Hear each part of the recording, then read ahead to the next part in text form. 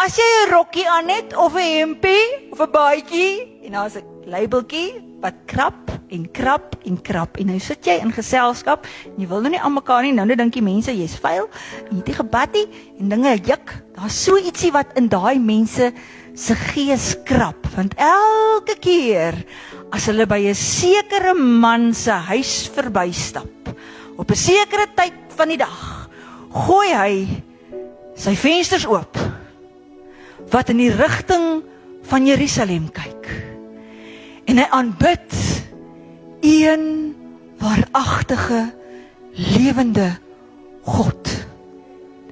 En Daniël het hierdie gewoonte gehad, om dit te doen. Nie om af te show nie. Nie om 'n labeltjie te wees wat krap nie. Omdat dit is wat in sy hart was. Dit is wie hy was. Dit was sy geloof. Dit was sy vertroue. Dit was sy verhouding met God Almagtig. 3 keer op 'n dag het hy dit gedoen.